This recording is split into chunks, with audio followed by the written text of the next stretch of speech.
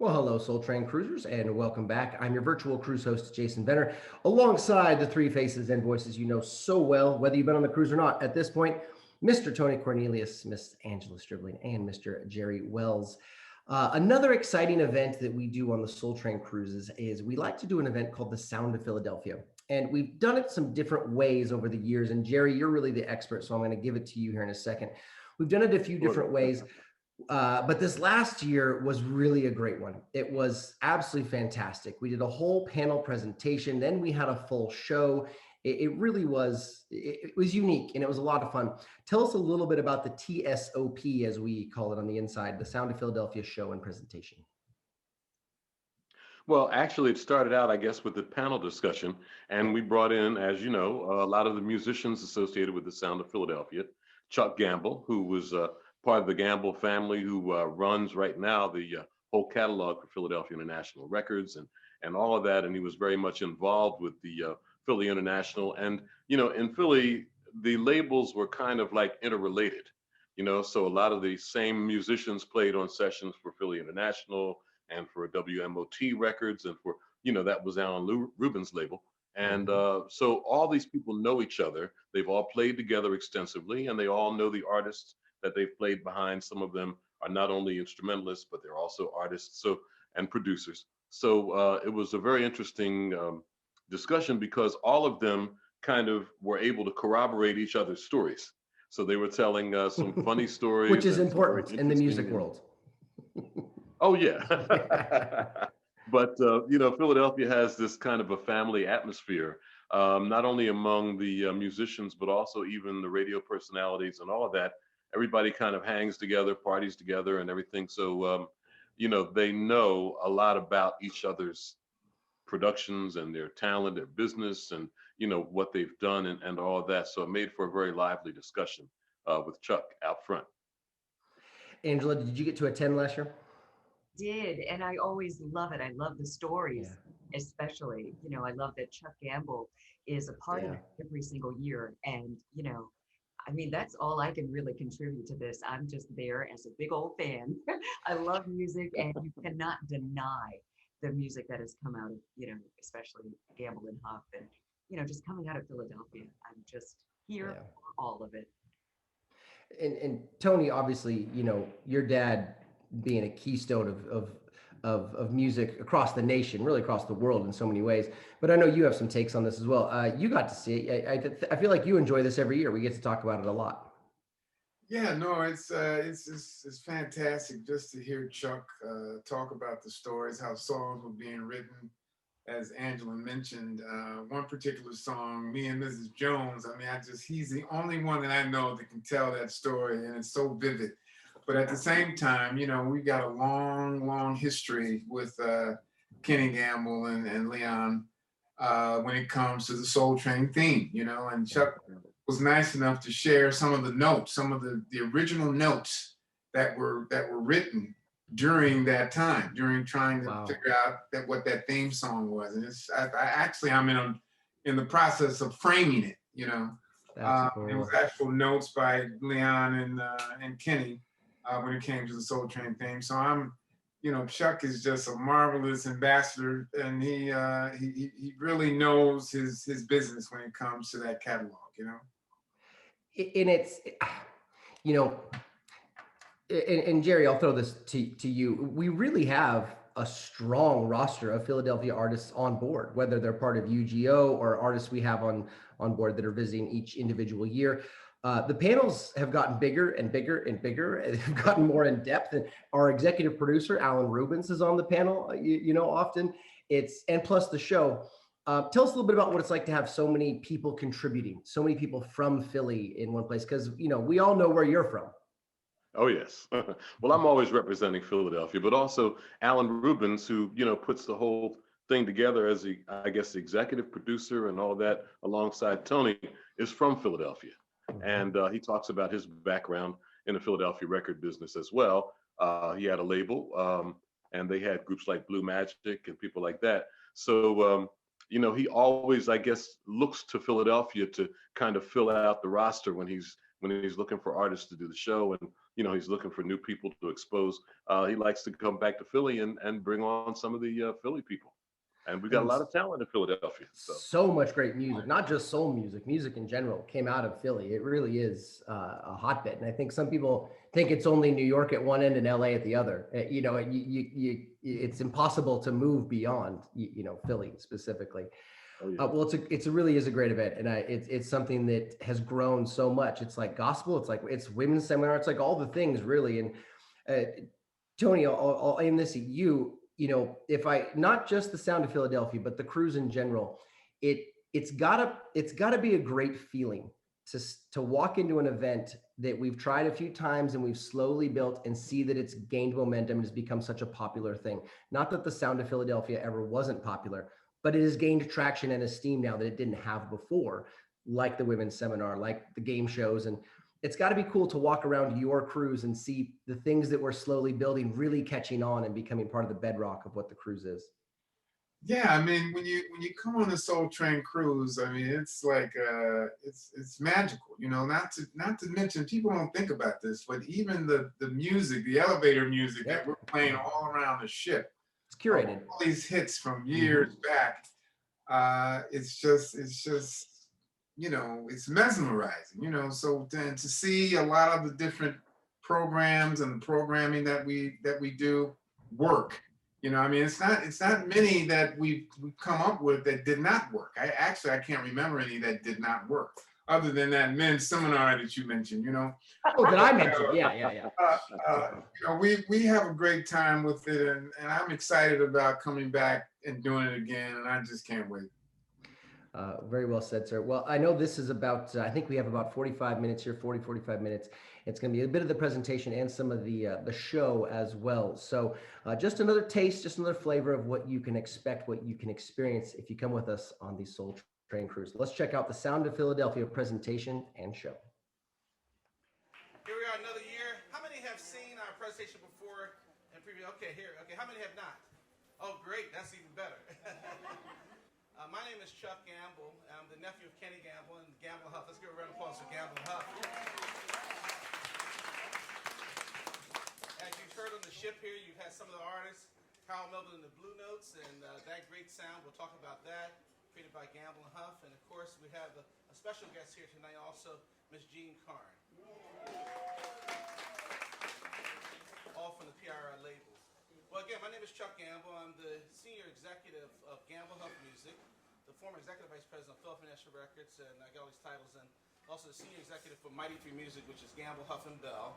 And I'm also vice president at Warner Music Group, handling about 1,000 catalogs, including Kool and the Gang, Barry White, and others. So, pretty busy schedule.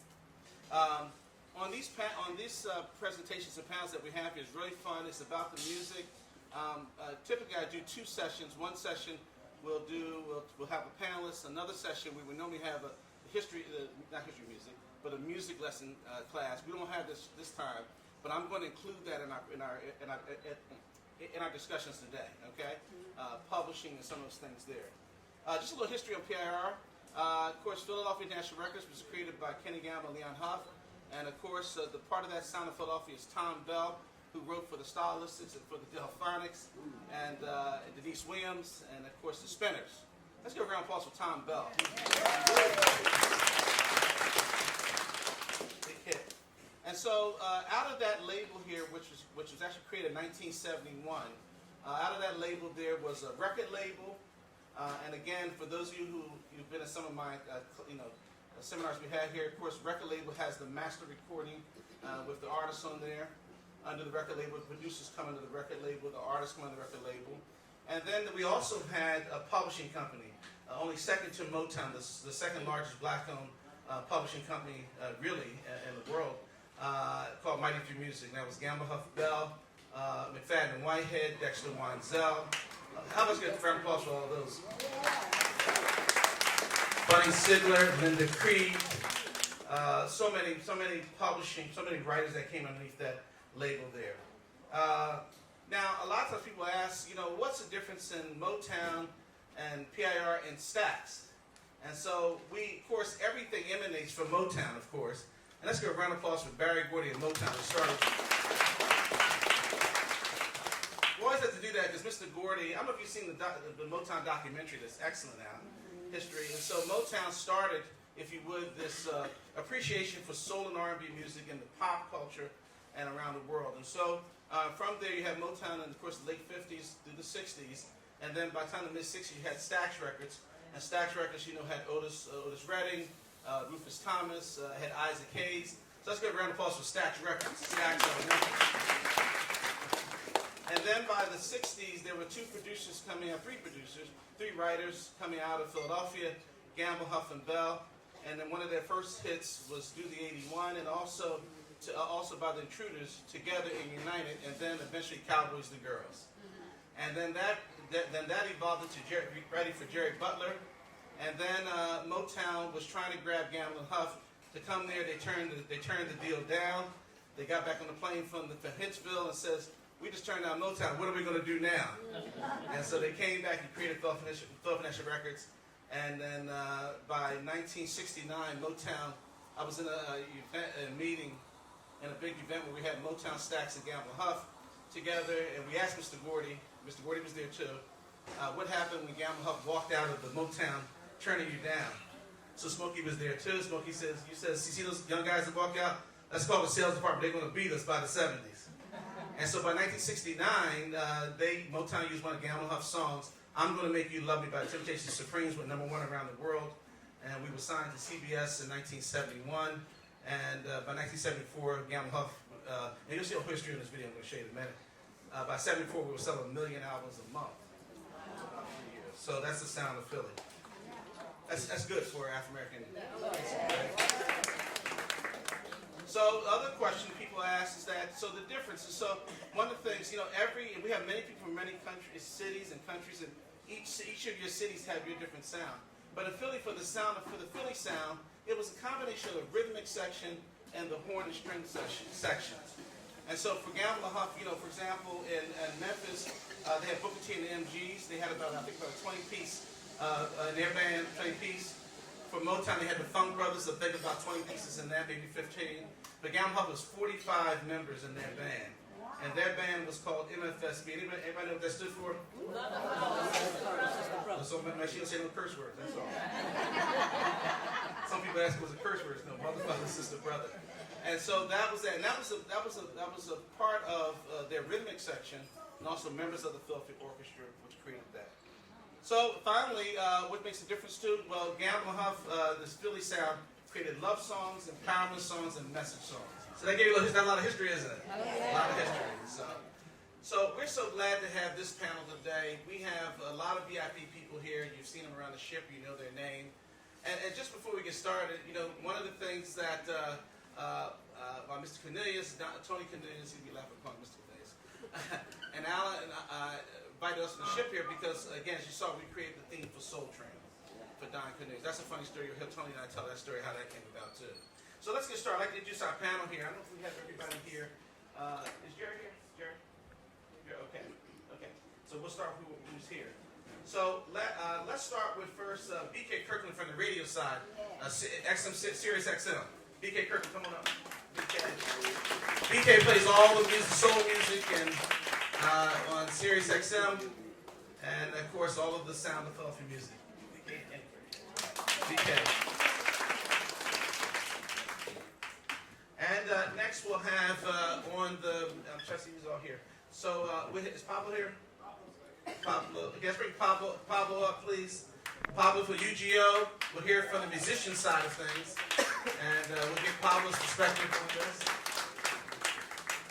And you've seen Pablo when he plays those congos.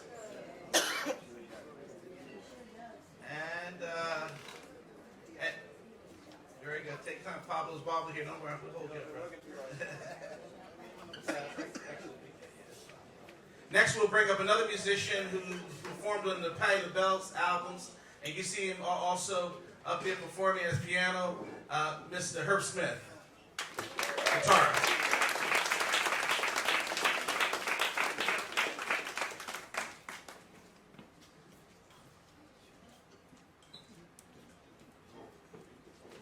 And next, we'll have a gentleman you may know, but he's Tony Cornelius. good friend for many years. You're here to talk the story of the sound of Philadelphia.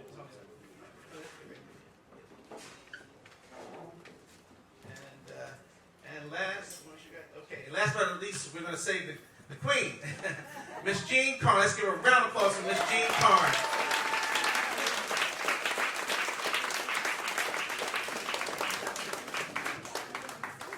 Jane, make it, Jane.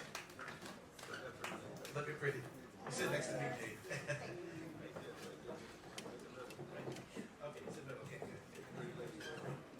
Okay, great. All right. So we're glad to have our panelists.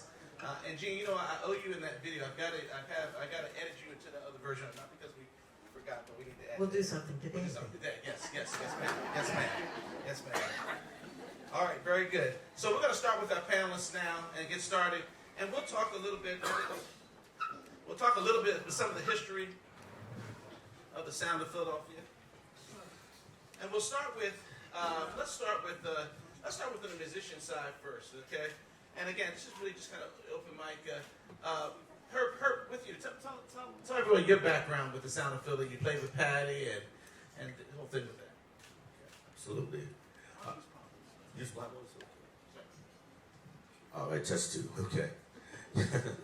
My name is Herb Smith. I've been in Philly music all my life because I grew up there. I grew up in a wonderful town. I could go long on this because I'm from Southwest Philly, and we had a place called the Nixon up there that featured shows just like the Uptown did. So I could literally walk right down 52nd Street, hear music, and go to the Nixon and see all the acts. The Delphonics, they used to record. Where Stan Watson had his label, which was Philly Groove Records, was right there on 52nd and Spruce. And I remember one day walking down and the Delphonics were rehearsing. They invited all those young kids up to watch them. So it was just a transference of music, and we had local TV shows that featured the guys that played on those records, which one of them is Roland Chambers and Carl Chambers. Carl Chambers, by the way, almost became a movie star. I don't know if you know that. Did you know that, Judy? Oh yeah. He actually ended up in Australia, and they started this group. He was the only black cat in the group, and they had one girl who became a big star in that group, and that was Olivia Newton-John. Oh wow! Okay. So yeah, he was getting ready to be a big deal, but other things derailed him there. But anyway, so tell us about like First Choice. I went out and auditioned for the gig First Choice in 1972. Got it. 73, ran with them from 73 to 75. I got the gig, called an opportunity to join Dexter in the fall of 76. Ran with Mr. Dexter Wanzell from 76 to 80, and then I joined Patti LaBelle and ran from 1980 to 2002, essentially. And that's pretty much my life. Let's give a round of applause for Herb. Thank you. And if you go see his show, he'll tell you more. It's more to talk about. Let's go to Pablo again. Pablo, this time here. Pablo, what's your background with the sound of Philadelphia? And just as a musician, we always like to hear from the musicians of how it meant for you, even as a solo, as an artist. Or musician, rather. It started while I was in college at Temple. I was doing my undergrad at Temple, and I got a call from Grover Washington Jr. I was working with I had a summer job at the Urban Coalition, and there was a guy named Mr. Bill Keys. I don't know if he's still alive, but he was a friend of Walt Reeder, and who I think was managing you, right? He used to manage you. Yeah, so he was managing Gene, and at the same time, Grover was producing Gene's Closer Than Close album. So I gave Mr. Keys a demo tape that I did at Temple. He took it to Walt. Walt gave it to Grover. Grover called me up, and at the time I was a young kid. I think I was a junior or senior at Temple, and I didn't have much money. I was kind of poor, and so I didn't have enough money to get to the studio. So all my floor mates gave me a bunch of money. We did like a little fundraiser, and I took a cab out to Alpha Studios by the airport, and I was at Temple, if you know the distance between Broad Street and Right. So I had enough money, and I got there. I took the Quaker cab, and I got there with all my gear, all raggedy, this raggedy. But I played for Grover. Grover dug it. He said, "Yo, kid, come back tomorrow." So I didn't even have enough money to get home. I kid you not. And then I got home, I don't even know, I think I owed the cab driver $10 or something. But the next day, all the guys gave me more money. And I went and I did Closer Than Close with Gene Carne. And that was the first one. And then it ended up going, I started working with a guy by the name of Nick Martinelli, who was producing Regina Bell's Show Me the Way. So then I did that one. And then I ran, Phyllis. I did Phyllis for years. And then Grover, I started working with Grover, and then in 1990 I became full-time until his passing. And from there I took a hiatus because I fell into a little dark period after Grover died, because he was like my brother, my mentor. If anybody knows Grover, we just did a tribute upstairs or downstairs. He was one of the nicest people in the world, and he messed me up because I thought the whole business was going to be like, 4-star, Ritz-Carlton, brand new tour buses. I was coming out of Temple. I could barely get a cab, and so I'm thinking, man, I made it. Until my next gig, I was back in a band and stuff like that. All right, well, Pablo, you're still making it happen, buddy. So we appreciate that. Let's give a round of applause for Pablo. We'll come back to that. Yeah, man. Thank you. And thank you for inviting me, bro. No, of course. I'm going to pass this on to the great Gene. Yeah. So let's pass it to the great and beautiful Gene Carne. Gene, yes, ma'am. Gene, how did and you told some of the story in your show, but Gene, my goodness, you're a legend. Your husband's a legend. Your name's a legend. You're a legend. But how did you come across with Gamble Huff to record you? Well, Gamble told me that his next door neighbor gave him the first album that Doug Carne and I recorded, which was called Infinize. It was on Black Jazz Records. Few jazz folks out here, yeah. And I went with Norman Connors after Doug and I broke up, and I went with Duke Ellington as his soloist. And somehow Eddie Green, that's who it was that got me in touch with Gamble. And we met on the night that, you remember when the Ali fight was in Atlantic City? Yeah, we met at the office at 309 in Gamble's office. Everybody else in the building had caught the train and gone to AC. But we sat there, we said, well, we'll talk for an hour, and then Gamble was going to go ahead and go to the game, to the Ali bout.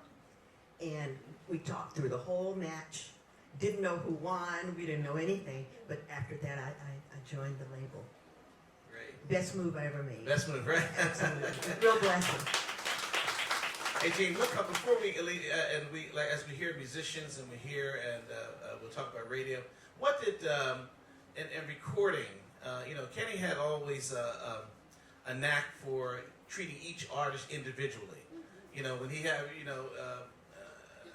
of course, in the 70s I was a teenager, but they would have a green board where you say, well, Gene Carne's coming in town, Lou Rawls coming in town. They were right for you. How did you experience that recording, that attention that they gave you? That was lovely because the building was filled with offices where the writers and producers and co-producers manipulated their crafts. So every time I came into town to record, Gamble would urge me, don't sing anything you don't like. Don't sing anything that doesn't grab your spirit. Sing your song, your concept. But that was easy because there was a message in the music. So you just picked the message that most gratified you and most identified you. So it's the best thing I've ever been in. And you had a great song message. Don't let it go to your head, right? Totally. Yeah. Thank you. Free love and others. BK Kirkland. BK, from the radio standpoint, and BK, I listen to you all the time. But BK, how did the sound of Philly impact in terms of from a radio standpoint of your listeners and you? I started in radio in 1975, and I started in a nice little Midwestern market, Columbus, Ohio. From there, I actually moved to Detroit. In 75, Detroit still locked into the Motown sound and whatnot. I realized, though, that I wanted to get back home, and my home is New York. So I had complained a lot to a lot of national PDs and whatnot that I was looking for an East Coast job, and I got a call from a guy named Bernie McCain at WHAT in Philly, and he called and he says, I hear you're unhappy in Detroit. How soon can you get there? And I told him I'll be there tomorrow. So I packed up my stuff and I drove to Philly overnight. But I got a crash course. That would be 1976. When I arrived in Philadelphia, there was a party being held at one of the mansions along City Line, right? But Kenny Gamble was at the party. Also at this table was Stan the Man Watson and a number of other big-time producers, writers, label owners in Philadelphia who I had admired and whatnot. And the ironic thing was that was the night that Teddy Pendergrass had signed his big solo deal with Philly International, and he pulls up into the driveway driving his brand new Ferrari. You know, so I mean, there's nothing to oohs and ahs all night long. I'm meeting and smoozing with all of these wonderful people. But the crash course for me in Philly came very quickly because you get a chance to associate with a number of people, and it's always a great thing when you go to a new market to be able to talk to the people who actually know and can steer you in the right direction. They're the right contacts. And everybody in Philly seemed to be very, very associated and very warm and friendly. Where else can I go and talk to Kenny Gamble night number one? But to say this to you, I mentioned this to George earlier. You know, when music really started, there were regional sounds, not a national sound. Now we're talking about Philly International, Motown, that's national. But the point becomes that artists during the 50s, 60s, 40s even, they had a local following first, and then it became regional, then it became national. Today you see these kids win these competition shows on television and they go national right away. And then after their 20 minutes of fame, they have no place to go because they haven't developed a local sound or a regional sound. And so back to the Philadelphia sound. I was very familiar with the Philly sound being a little more ballad. I was familiar with the sound that it was a little bit more black as opposed to Motown being very, very polished. And Stats being very, very gritty, Southern soul and whatnot. So I knew I was in the right place to be because the last thing I'll say, Motown had its run between maybe 1963 and 73, where they were doing maybe 1 million albums a month. And I knew when I got to Philly in 76, the big thing that happened was Gamble Huff had signed the Jacksons after they had gone solo. And I'll never forget, I was music director the first day that the new Jacksons album came in. That was like being in the candy store for me because I was saying, you know, not only do I have the Jacksons album that was delivered by, you know, a courier from Philly International, Kenny Gamble called everybody that day to let everybody know this is one of my projects produced by Dexter Wansell and whatnot. And Dexter was somebody I'd already met, and boy, I just knew it was the beginning of something big. That's right. Thank you, BK. We appreciate that. You know, before we go to the big man here, a lot of people don't know that when we were the Jackson 5 at Motown, they became the Jacksons. They came over to us. So they had to, Motown would not allow them to carry that Jackson 5 name. So they had to come to us as the Jacksons without Jermaine. And so you heard the Jacksons talk about it. But of course they sung on the show. You know, enjoy yourself. Let me show you the way to go. I'm going places and those hits like that. Yeah, Dexter did. I gotta find me a girl. Maybe that's Pablo right here. Keep on dancing. Yeah, all those hits there. Mr. Cornelius, your connection through our family connections through Soul Train, the brand connection through Soul Train, is just it's unbelievable. So what's your thoughts first before we get to this? Yeah, I mean, Chuck and I have known each other for quite some time, and we talk about things that a lot of people don't know.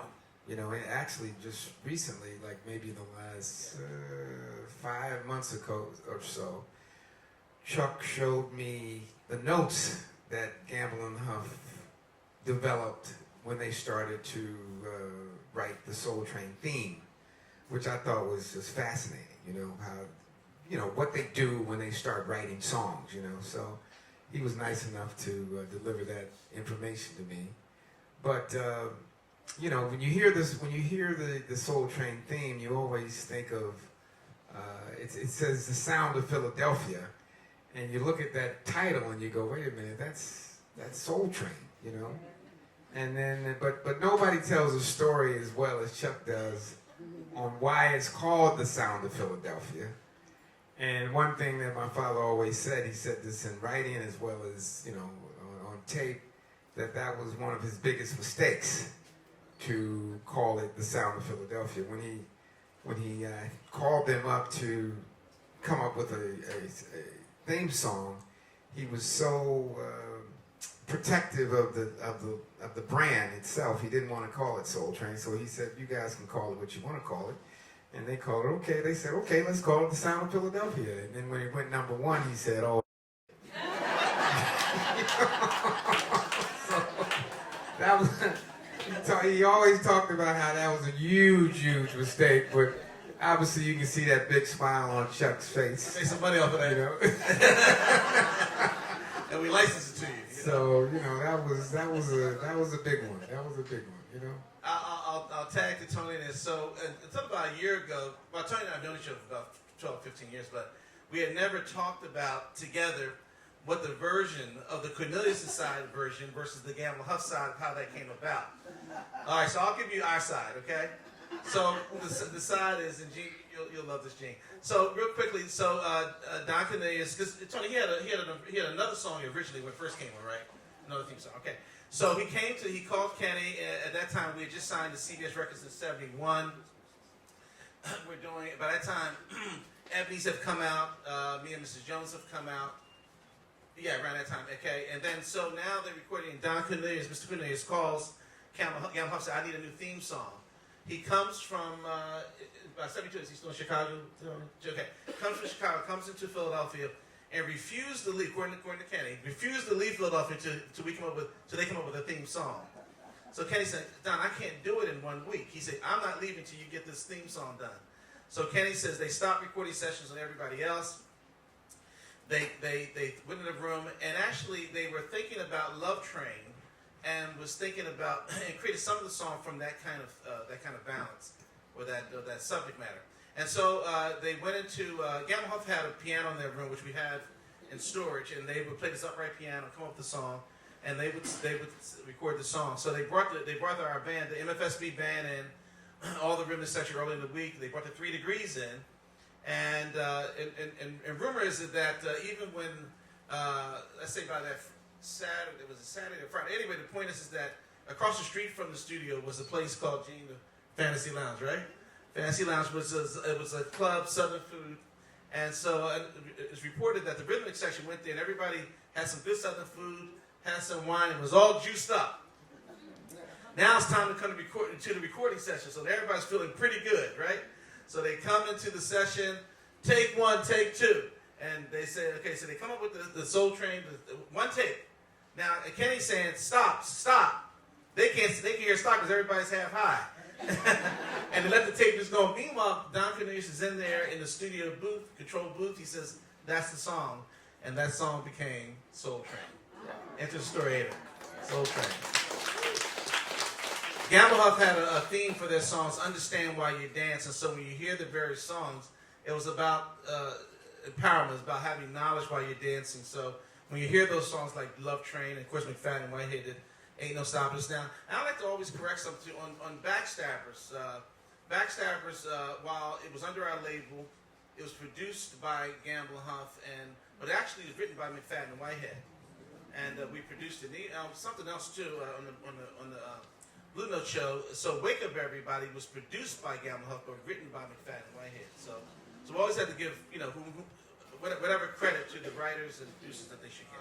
All right, just again, we're mixing this session because we're gonna have one session here with some of the anecdotal things that we get questions on a lot of times. Tom Bell, who is a genius in himself, and so when writers write. When songwriters, I work for Warner Music Group, so I have about 72,000 writers under the label, but of all backgrounds. But people ask the question, how do writers come up with themes? And typically, writers will come based on their life story, what they're experiencing, their love life, their up and down, whether it's poems, whether it's an experience, wherever the case may be. Let's just tell you some things that people get a question about. For example, Tom Bell told me a story that he was in the office and he had a blue piano. In fact, if you want to see Tom Bell's piano, if you're in Washington, D.C., go to the African American Museum. His piano and shag carpet doors, back then all shag carpet doors.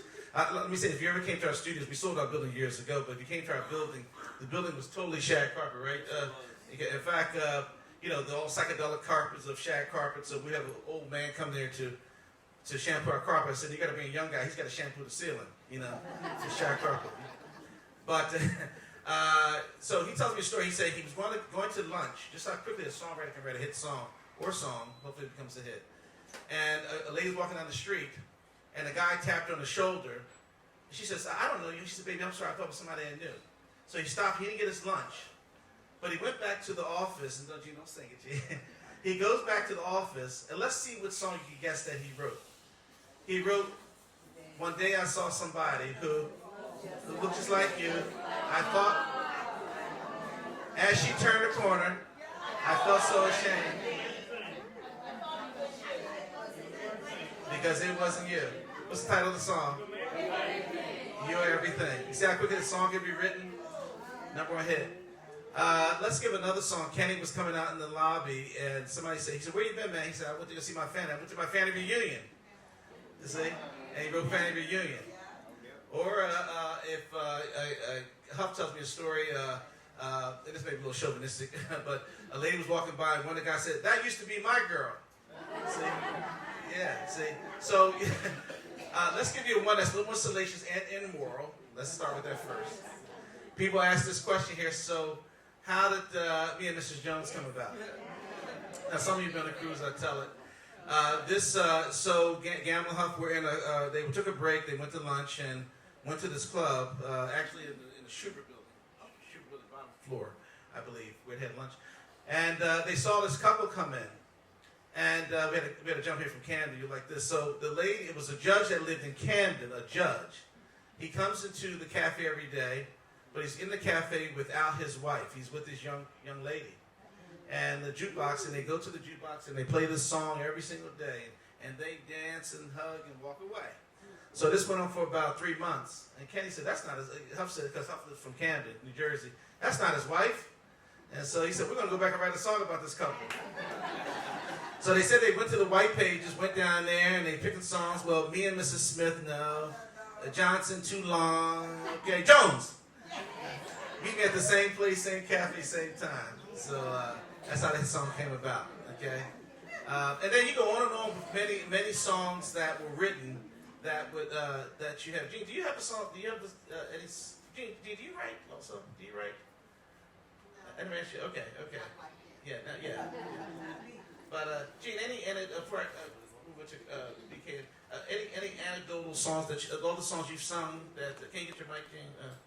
Just any experiences in you singing maybe other songs. I mean, look, you did Love Nobody. Absolutely, and I promised myself, I'm a grammarian, and I don't sing songs with double negatives or disagreeing verb subjects, And my cousin badgered me because I love don't love nobody, but that's a double negative.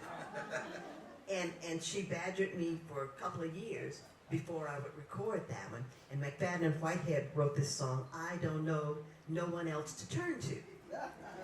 Double negative again. And I remember Gene said, Gene Carne, they call me Gene, whole name. This song's gonna be so big that as soon as it's released, you're gonna come back to us and say, write me a double negative song. And I Don't Know No One Else to Turn To. Melba Moore recorded it, and she's a former, scholastic individual. She's an educator like I was, and she said, "I don't mind. I'll sing the double negatives." We appreciate that, Pablo. Let me get your input just for it now. Pablo, did you so you did Grover? Did you? I did Gene, Phyllis, Grover, Regina. What did you do for Phyllis? I mean, what songs did you do? Oh my God. I don't remember. I'm too old right now. Yeah. I've done 17 shows in 4 or 5 days. Yeah, My yeah, brain's yeah, a little yeah. fried. Yeah. Hey, My legs are wobbly. Pablo, I'm listen. stumbling around. But let me tell you though. I do want to say this. Pablo, you just go to sleep, man. Go to sleep. I know. I just woke up. But Yeah. anyway, but no, I do want to say this. I think one of the things that Philly sounds, what makes Philly sound, is a couple cats that are very, very unknown to people, and I just wanted to mention their names because I've been playing their grooves. One guy is by the name of Larry Washington. Larry Washington was the percussionist that played on everything, and he had like 3 or 4 grooves, and they were the best 3 or 4 grooves you can, and they made the most money. But it's like, that was the sound. That's the sound. Like when you hear any kind of Latin percussion or groove, that's Larry Washington. That's, and all the artists that came through, and Earl Young, that that was so those two. Still does those sounds. Yeah, man. But those two, yeah. I'm gonna let you go. Norman in a second. Harris. I know, and I'm gonna let it go because I'm sleepy. But those, I mean, when that's what comes to mind when you guys say it's the sound of Philadelphia, because when every song that I hear in Philadelphia, I hear Larry and I hear Earl, and I've learned every nuance of how Larry walked, played, and that was my job, and that's why we're able to play this music today and sound just like the record. So thank you, Pablo. And we're going to hear this tonight too. BK. I just wanted to add briefly. We're really describing what happens day to day in life in terms of how art imitates life. Motown was Berry Gordy very, very negative about recording What's Going On, Marvin Gaye. That was something that sat for quite a while before, Berry actually let it fly. The story is that Berry had moved to Hollywood to make movies and whatnot and left Motown, and Marvin got loose in the studio for about a week, and Berry called and said, "What is he doing?" And Smokey Robinson actually said, he's working on this album. What's going on? He says, that's without authority, or, there's no budget for that or anything. And when Berry came back, they had that big argument, but Marvin actually won that argument. But here's what I'm saying. There was a void at that time. In the 60s, we did have folks like the Impressions, who wrote a lot of civil rights songs and inspirational material and whatnot. That was void at Motown. It wasn't happening, really. Motown had its basic, polished, kind of all-American sound and whatnot, and that left quite a void for places like Philly International to be able to come up with some really relevant material that was also inspirational or imitating life. Yeah, very good. Thank you. Tony, when and then we're going to get some questions from the audience, and we'll see if we can try to get Herb and Gene, because I know we got limited time here, but to do something, a couple of songs maybe for us. Or some questions from you too. Hey, Tony, when the artists would come on Soul Train, I mean, you've got OJs, you've got Gene, you've got Patty, you've got Teddy. I mean, when the Sound of Philadelphia artists would come, because you had artists from all different kind of labels. Was there any conversation you and your father or the crew there that was? No, I mean the only question or conflict would have been whether they do it live or whether they do it to track. That was a big thing, and the ones that stressed that they wanted to do it live, he just did it live. Otherwise, he would lose the act. But everyone else was, basically open to do lip sync. They understood that to get all these shows done during that weekend, that lip sync was necessary. But as he said, forever that the 70s was the best time that music was ever made. That was the best moment for music, in the 70s, Yeah, that's right. Yeah. You all agree? 70s? Let's turn some of your, if you have any questions or you have a favorite song, let's get some of your questions. And Herb, you want to get set up a little bit? Yes, we can set up a little bit. Okay, I'll take some questions to the panel or questions to me. Let's get with it. Let me beat this guy up. All right, quick question. When Tom Bell and Linda Creed was writing for the Spinners, did Tom Bell or Linda Creed ever put a song out on themselves? I don't think so, Alan. I'm not aware of that. No. But it's funny. Kenny and Tom had a record together. They were called. What was the name of it? I gotta look it up now. But they were solo. They were a duet artist together. But so Kenny Gamble, he was a solo artist first, and so and Huff recorded in the Brill Building, and wrote several hits. We performed a couple of hits. But Tommy, it was called Kenny and Tommy. That's what it was called. Kenny and Tommy. The guy who we all report to on this ship here in Star Vista, the man, is Mr. Alan. Let's give a round of applause for Alan Rubens here. And I'm going to sit down for this one, and then we're going to ask Gina. So you may ask, well, what is Alan doing here? What is he doing here? You may ask.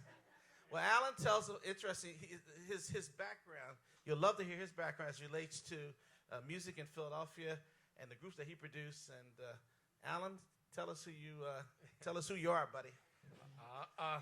I started in the 70s in Philadelphia, thankfully to Kenny and Leon bringing such attention to Philadelphia for the sound of Philadelphia music that I was able to get a start finding an artist and making a demo and making a record deal. I put two groups together to make a group called Blue Magic. Blue Magic. The first album I ever did in my life, and I had never had any belief that I would ever be in the record business. The first album I did on them was called Blue Magic. The album went gold, had a gold single named Sideshow. The next artist I signed in the record I made on him went platinum. It was Major Harris, and that was called Love Won't Let Me Wait. So the first two albums that I ever made, I tell people that I started at the top and I worked my way down in the record business. Alan had a label called WMOT. WMOT Records, yes, was my MOT. first record label. Yeah. Alan, tell the story. So that's, in fact, we honored Alan in Philadelphia this past summer, along with Blue Magic the summer before. But Alan, tell this final story here. Yeah. So, all right, so tell the story about a bus driver who comes at Alan's studios, at your offices, and what he became. All right, real quick. Sideshow was a song written by Bobby Eli that he hoped Tommy Bell would produce on the Stylistics. Tommy refused it. I took it for Blue Magic. Love Won't Let Me Wait was written for the Blue Notes. Kenny and Leon didn't take it for the Blue Notes. I took it for Major Harris. And another number one record I had was with Gene Carne called Closer and Closer on another record label of mine. And one day I was in my office, finishing the story that Chuck said. I was at 13th and Vine in Philadelphia. You know Philadelphia, very busy intersection. And my secretary called me and said to me that, look out your window. And I was on a third floor building, and I looked out. She said, do you see the bus? And there was a public transportation bus in front of the office. And I said, yeah. She said, well, the bus driver is in the lobby. He said, he's not going to move the bus until he sees you. Now, I used to manage all these groups, and every Thursday or Friday, we would bring the vans in and load the outfits and the costumes, the equipment, and I got a lot of trouble with the police blocking traffic. So I said, I'll tell the guy to move the bus. Come on, I'm not going to see me. It's no appointment. She calls me back about 10 minutes later. She said, he's not moving the bus. I'm starting to hear horns blowing, and I'm saying, oh, this is getting worse. I called her back. I said, you know what? Tell him to make an appointment, move the bus. He can come back and see me another day. She said, he's not moving the bus till he sees you today. So they're blowing the horns. I said, you know what? Let me get rid of this guy. And she had said, and to let you know he's not just totally crazy, he used to be a writer with Kenny Gamble and Leon Huff, so he has some credibility, and he has to see you about an idea. So I figured, I got to move the bus. I'll see the guy. Come on up. Guy comes in. He's wearing the full public transportation outfit and the whole bit. And he said to me, I got an idea for a record. And it was the time that the first rap record had come out, which was Rapper's Delight, had rapped on Chic's record for the instrumental 12-inch, and they had the first rap record. Yeah. And he said to me, I want to make a rap record. I'm sitting here, and I'm going to listen to the guy. I'm going to say yes. I'm going to smile. And I'm going to tell him to get the hell out of here and move the bus. And he said to me, I want to make a record in Pig Latin about the double Dutch jump rope game that the kids play in the inner city. And I said to myself, what is he talking about? I said, come on, man. We'll talk later. Thank you for the idea. He said, I'm not moving the bus. I said, I said, how much to make the record? He said, $5,000. I said, $2,500, move the bus. He said, yes. Okay, I made the deal. Record went gold and platinum in about 12 countries. In the U.S., the 7-inch went gold, the 12-inch went gold, and I tell everybody, I knew it was a hit the minute I heard it. What? And it was Double Dutch Bus by Frankie Smith. Persistence, right? Persistence. We're gonna treat you, because I know we got limited time. We have another event. I think at 4 at some point.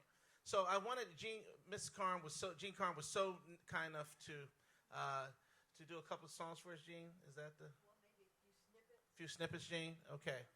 Yeah. So we got a privilege here to have on this panel here, Mr. And Herb Smith's going to accompany her. By the way, Gene stopped by Herb's event the other day. It was just a blast. Such a good time. Such a blast. Yeah. So, Gene, I'll turn it over to you. Is there anything in particular from Philly that wasn't covered in the video that I can do a snippet of, or? Huh? Oh, okay. They were here. Okay. So how many were on the main stage when we did that one? Now that you know how I feel about you, let me hear you sing. Don't let it go to your head now. Come on, sing it again. Don't let it. Oh, that's lovely. That's lovely. Okay, anything else? Oh, okay. Dexter One Sound. Let's see. Ooh, I love you so bad it hurts me. It hurts so good inside. Ooh, I love you so, I love you, baby, yeah. It hurts so good inside.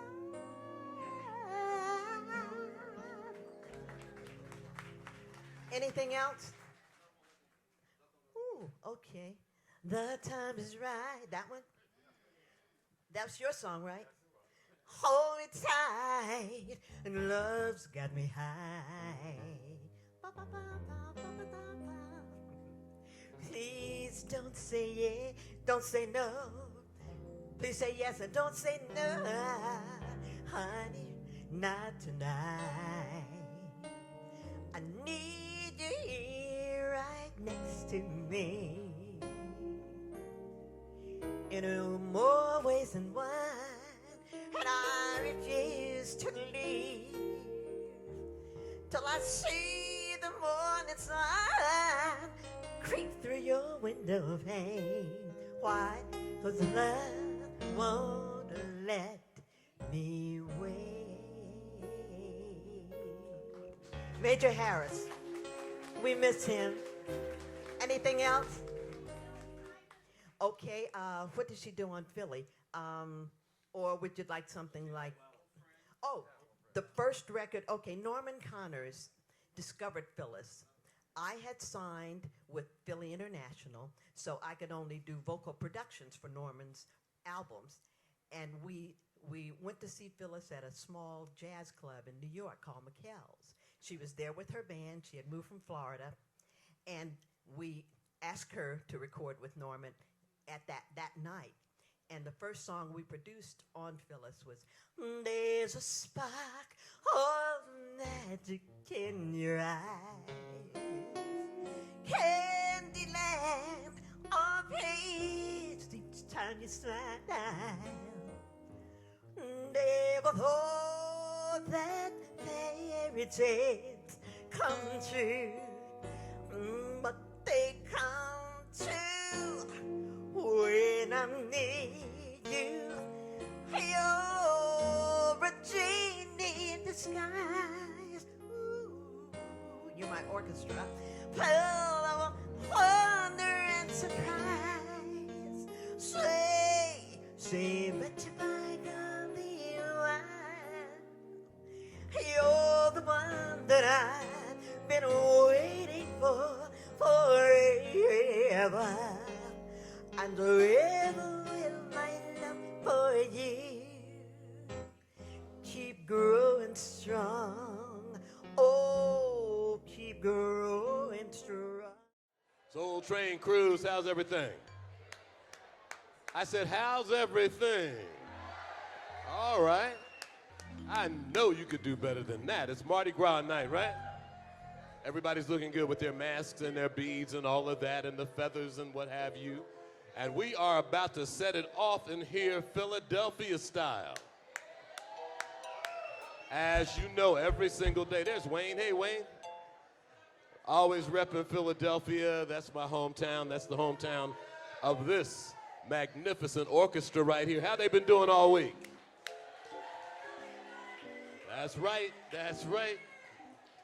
You been enjoying the music so far? All right, they're ready to get crazy tonight. Tonight is the Sound of Philadelphia night, the tribute to the Sound of Philadelphia. And we could not do this without the guy who is in charge of running the whole deal for Gamble Huff, Philadelphia International Records. He's in the house tonight. I'd like to introduce you to Mr. Chuck Gamble. Chuck.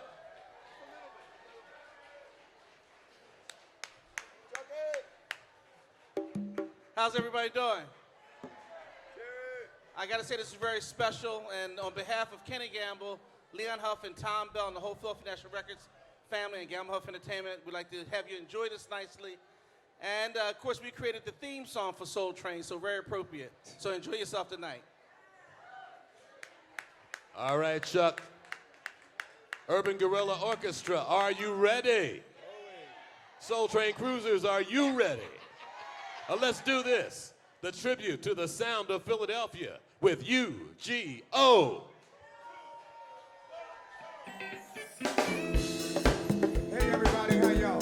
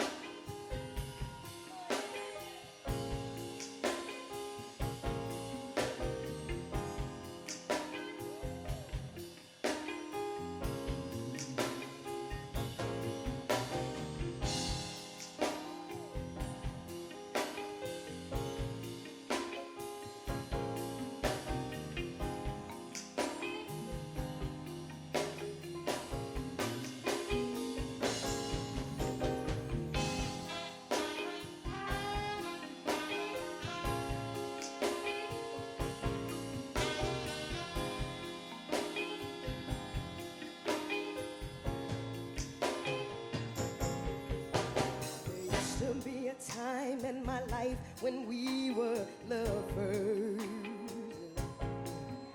And we shared this apartment together, just us two. I think of how we planned to get married, saying of how I used to know you well. See, oh, I can't stand this living all alone. See, oh, I can't stand this living all alone.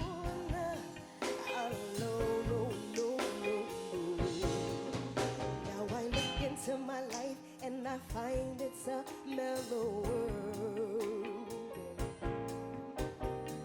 I'm not even the same, I'm a different girl. Yesterday I was somebody's baby, now today I'm a woman on my own. Said, oh, I can't stand this living all alone. Said, oh, I can't stand this living all alone. Feels good to have somebody hold me tight. Feels good to have somebody love me right. Pulling on my broken all at night. Said, oh, I can't stand this living all alone. Said, oh, I can't stand this living all alone. Said, oh, I can't stand this living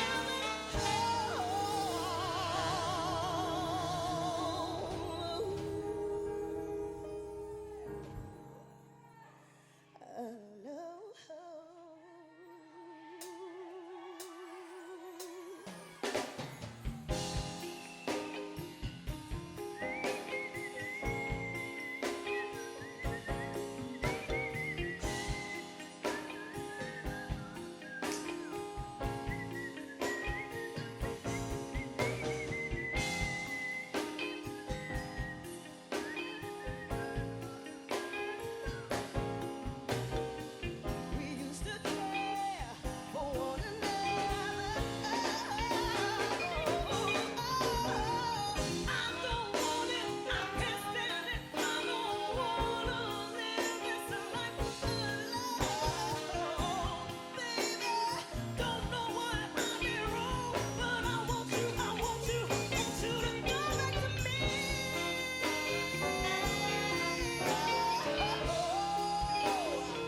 Just come on back home, baby. Come on, baby. Come on, come on. Just come back home. I don't wanna live this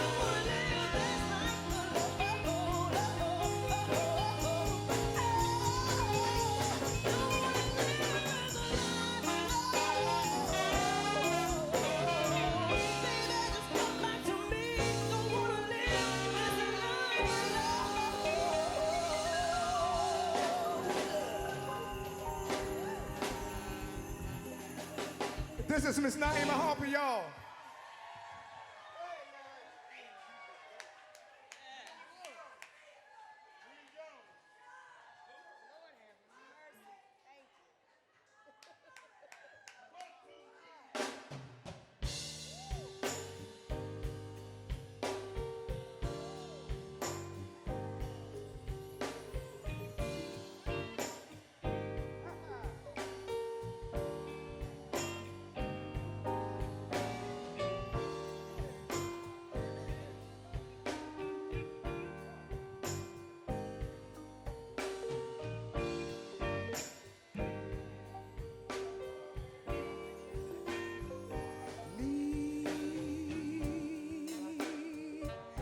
Mrs. Jones, we got a thing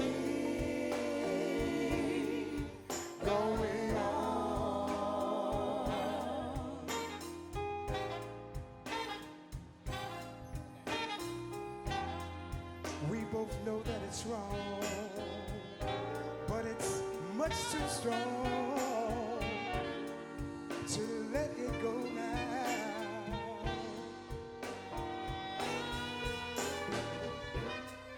We meet every day at the same cafe, 6:30.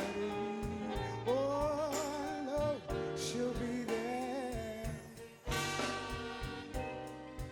holding hands, making all kinds of plans, while the jukebox plays our favorite song.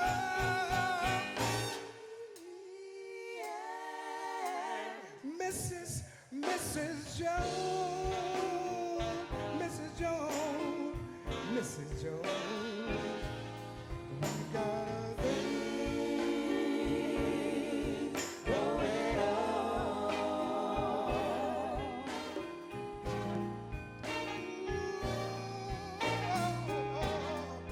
Now we both know that it's wrong, but it's much too strong to let it go now. Listen, we've got to be extra careful, oh, that we don't build our hopes up too high, because she's got her own obligation, you know, and so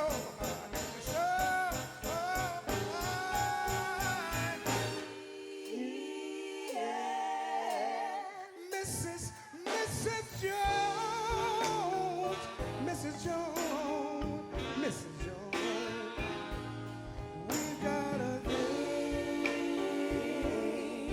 going on. Oh, yes, we do. Ooh. Now we both know that it's wrong.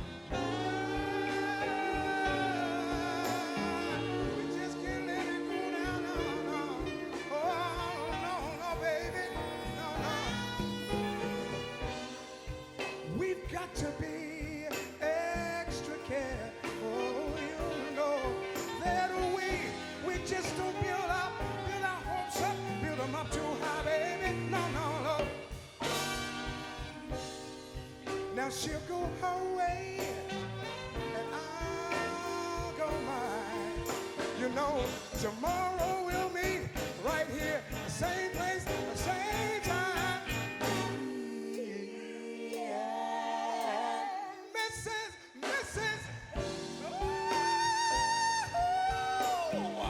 Mrs. Jones, yeah, got a thing going on. Come on now, you see, I want to meet, I want to talk to you, the same place, the same time, the same cafe. Baby, just don't be late, you know, we're gonna talk it over, talk it over. Me, yeah, Mrs. Jones, Mrs. Jones, got a thing going on. Come on, y'all.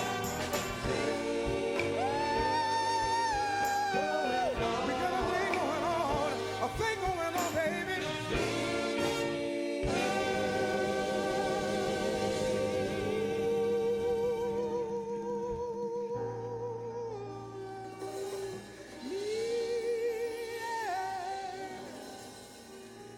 Mrs.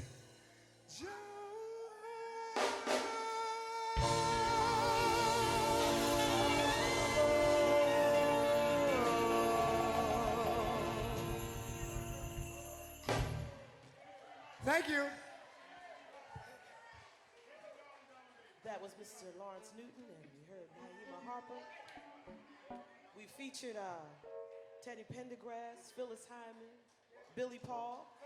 So we have some more Philly artists for you.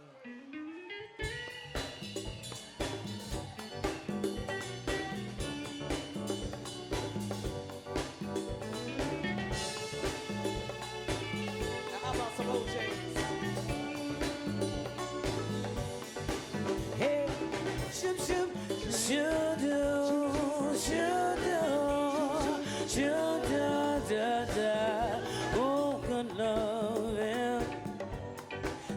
got plenty good loving.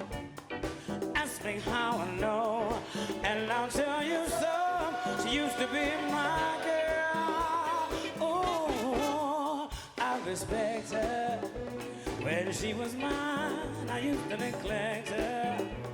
Oh, she's wanting more than I could give.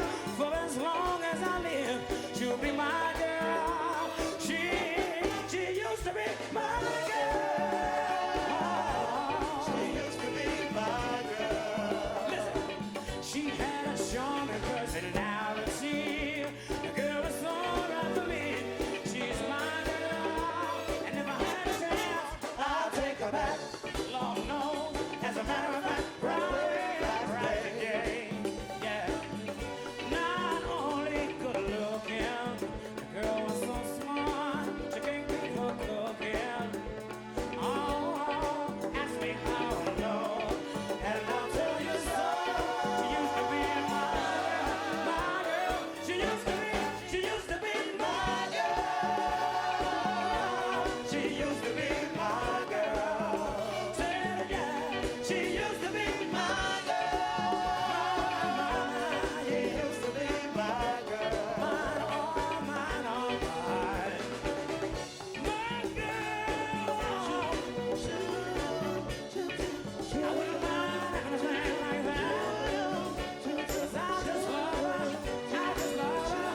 Yeah. Ooh, no good loving. Girls got plenty good loving. Yeah. Say she's my girl, and I'll tell you so. My girl, yeah.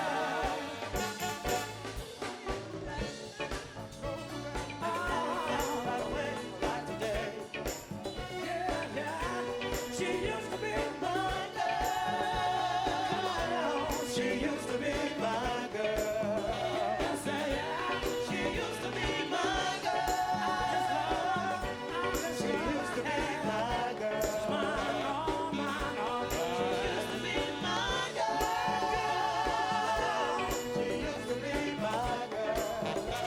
Hey. How y'all feel? Y'all all right? I can't hear y'all talking back to me. I need to hear y'all. I need to feel some love.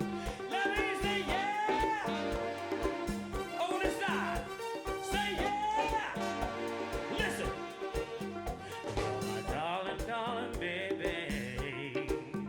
You're my darling, darling love. You're my darling, darling baby. Weezy. I said you're everything that I hope for in a woman, and I'll give all that I can give. Ooh, you're my darling, darling baby. You're my sweet and tender love. You're a very special lady. I said you're everything I'd always dreamed of in a woman, and I'll give all I can give. I'll give you pretty love. 'Cause you deserve the best. You should have everything a queen sit on a throne should have. You deserve to have it all. I'll do my best to give it to you, to give it to you, to give it to you. Oh, my darling, darling baby. You're my sweet and tender love. You're a very special lady. I said you're everything I'd always hope for in a woman, and as long as I may live, you know I give you love, because you deserve the best. You should have everything a queen sitting on a throne should have. You know you deserve the hell. I'll do my best to give it to you, to give it to you.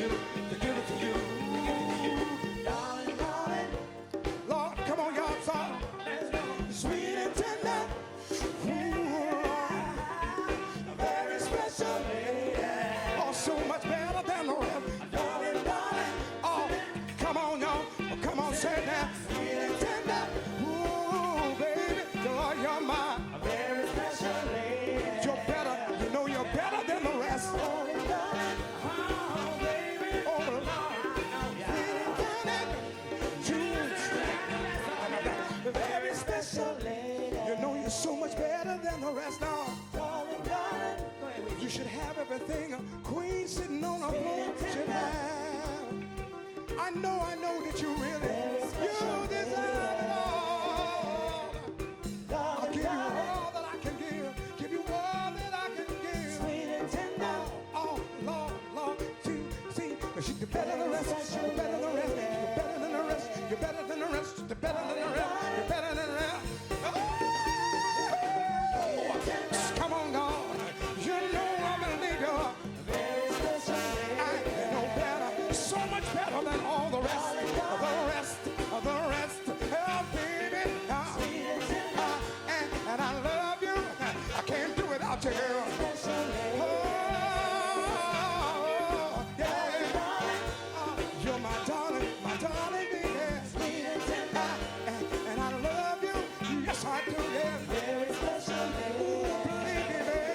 Believe me, baby.